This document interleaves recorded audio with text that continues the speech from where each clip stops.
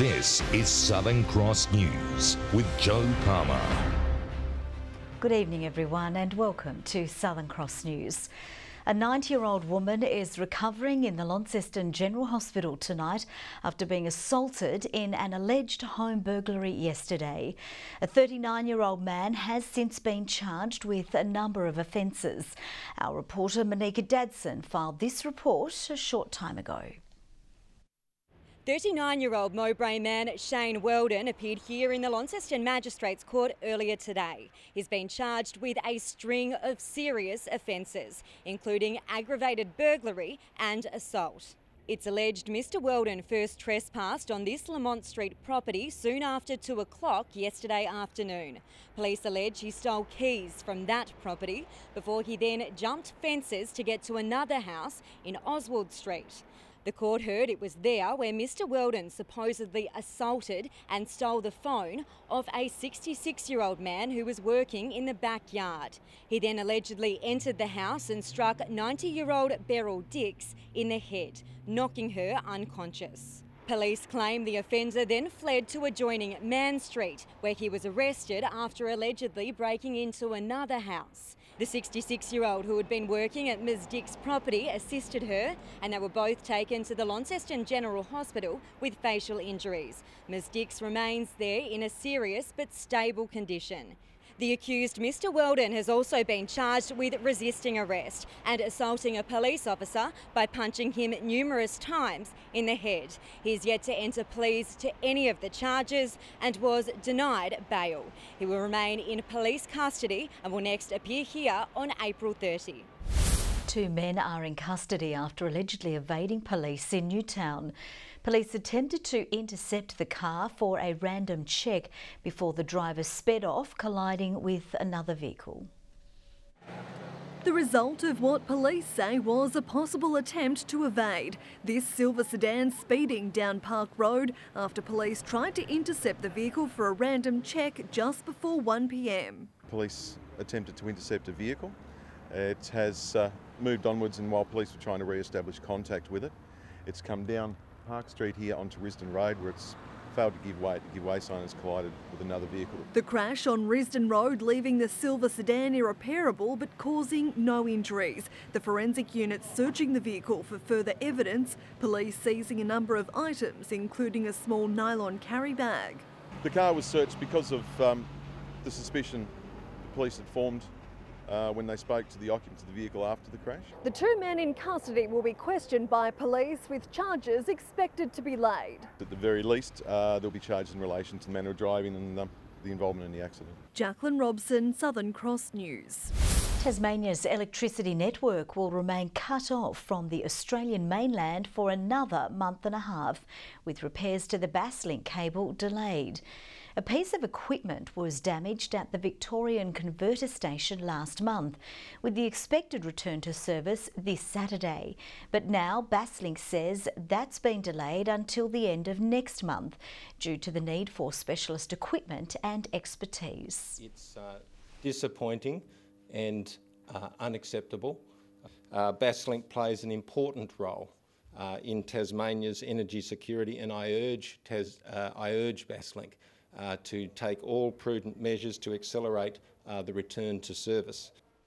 The last Basslink cable outage in 2015 suffered prolonged repair delays, escalating an energy crisis. The government says our water storage levels are currently good and our energy supply is secure. Potential pollutants are delaying an investigation into the fire at the Lindisfarne Marina.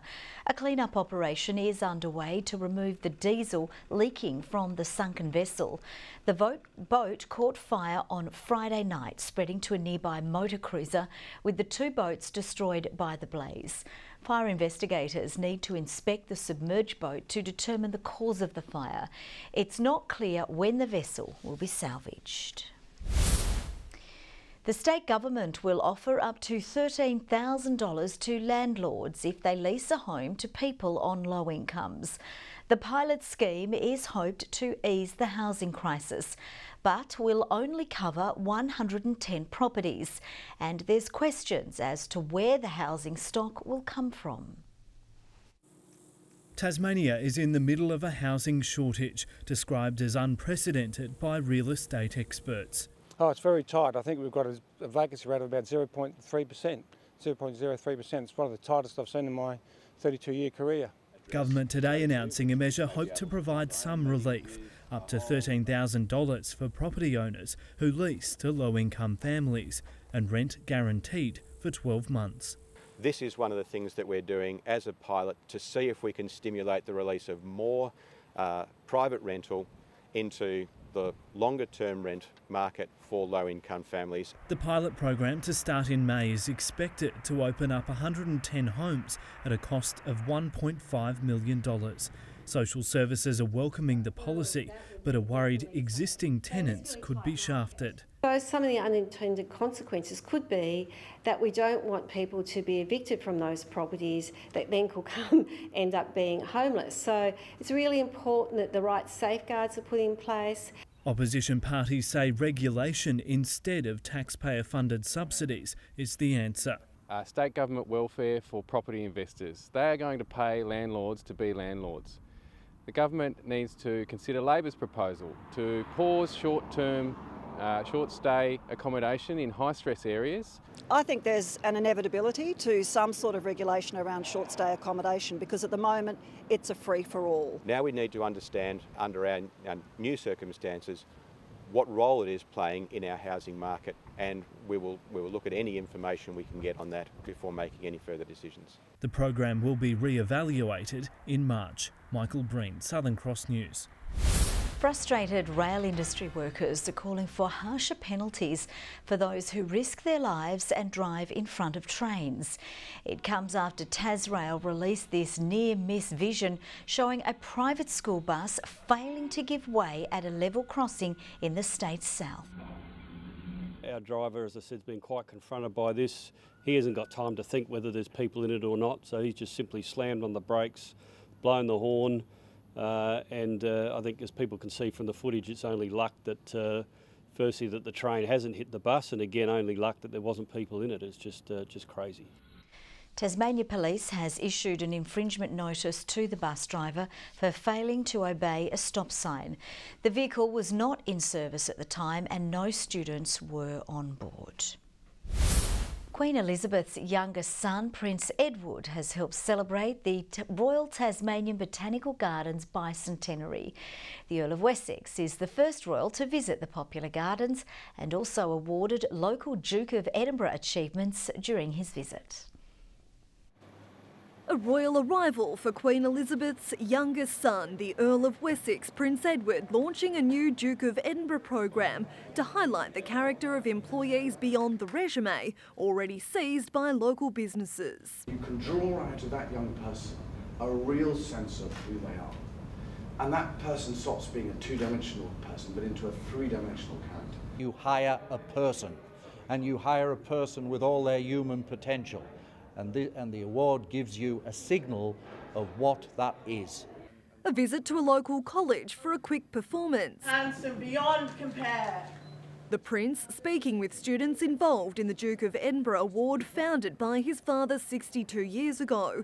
Not convinced cave diving is for him. The idea of trying to work out how small a space you can try and crawl through, I've never quite worked out what the pleasure is in that. These guys awarding long service for those carrying out his father's vision.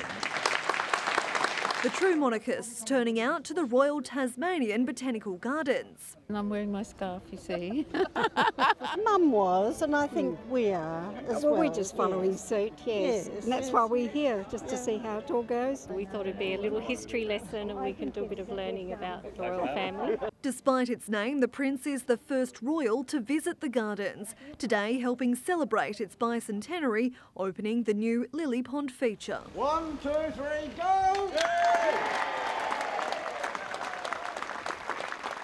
The term royal was added to the gardens, I think it was in 1967, but the Queen herself didn't actually come to the gardens.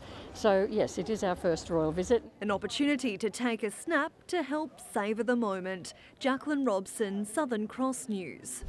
Taswater employees were on high alert today, or at least pretending to be, mocking up an emergency situation to test the effectiveness of its dam safety management plan in the event of a dam failure in Hobart. Not only practising our processes around responding to dam safety emergencies, we're also practising how our incident management team operates for any event, because there's similar processes for no matter what the incident is. The company also welcoming the latest State of the Industry report, which showed an increase of customers now receiving water which meets Australian drinking standards. We're 99.4% of the population now can drink their water straight from the tap, and that'll be 100% by August. 10 communities across the state have had their Do Not Consume alerts lifted in the past 12 months. Long-term workers at Self-Help have been recognised for their loyalty. The organisation, which produces timber and clothing products, is a major employer of people with a disability. Nearly 24 workers received awards for providing up to 30 years of service. They are an extraordinarily hard-working team. So not only do they produce goods and services which are useful to the community, they earn money, they put that money back into the community. The 22 staff members receiving awards today have been with Self-Help for a combined 698 years. Now let's take a look at the day's business and finance news with thanks to Tasplan, your local super fund. The Australian share market and markets in Asia have lifted after China's President Xi Jinping promised to widen market access for foreign investors, a statement that helped ease concerns over a potential trade war between the US and China. The ASX 200 index has risen by 48.3 points. Just a short time ago, the Australian dollar was trading at 77.38 US cents and 105.43 New Zealand cents. Tasmanian cyclist Macy Stewart has taken to social media in an emotional plea to drivers to be more vigilant and patient with cyclists on the road following a close call while training. This video is for the idiot drivers that don't have 10 seconds of patience to wait behind a rider. You are forcing me to hate my sport and not want to continue chasing my dreams because I'm so frightened just to do my job and go out training. Stewart was also involved in a hit-and-run incident in Devonport in 2014 when she was lucky to escape serious injury after being struck by a car and thrown from her bike. Good evening. Hobart, 22 degrees today. Launceston reached 21, Burnie 19 and Devonport 20. 23 was the high at Grove on a mainly fine day before an upper-level feature brought a shower or two to the northwest. King Island and Ouse 22, Friendly Beaches and Flinders Island 21, Smithton, Low Head and St Helens 19 today and Lyoweeney 13 degrees. As mentioned, mostly clear today before that little cluster moved over the northwest, with more approaching the southwest of the state. And as we look wider, we see a cold front heading our way, followed by cold unstable air further west. Middle level cloud extends from WA to Victoria, mostly clear over the eastern states where the record temperatures from yesterday were followed by a cooler but fine day today. Tomorrow a cold front will cross Tasmania with a weak high to follow. A low moves over western Victoria and the next front back to the west a fair way. The winds gradually tending southwest to southeasterly at 10 to 20 knots tomorrow and to 25 knots over the east coast. Light and variable winds over the southwest lakes. Strong wind warning is on just before Banks Strait and Franklin Sound. Forecast for tomorrow. Rain for Hobart, 19 the top, 17 for Geeveston, rain for Bothwell and 19 degrees. Launceston, late rain at times, 23 degrees, 21 the top for Devonport, bit of rain as well for Cressy at times and 22. Late rain for Burnie, 21 the top, 17 for Strawn, wet and possible late rain for Curry and 18 degrees. While for St Helens, possible rain and 21, 20 the top for Swansea, rain at times for Orford and 19 degrees. On Thursday, rain across the state with some heavy falls possible. Expect an easing in the evening. An early shower clearing from the south and central east on Friday, with rain developing over the north again on Saturday, extending statewide for a period. Mostly sunny in Perth tomorrow. Another warm day in Adelaide after yesterday was their hottest April day since 1938. Sunny and warm again in Canberra and Sydney and partly cloudy over Brisbane tomorrow. And a little cloudy in Hobart. It's 19 at the moment, 17 in Launceston and cloudy in Devonport, and currently it's 16 degrees. Before I go, Joe, we've got to wish you a very happy birthday. I know you're fast approaching 50. I just don't know from which direction, but by looking at the candles they've just lit out there on your cake, I'm going to be needing this very shortly. Happy birthday, old duck. Thank you, mate. Not everyone can pull off a powder blue suit. You're looking lovely. Thank you. Well, that's all from the news team. For now, we will see you with updates a little bit later. Bye-bye.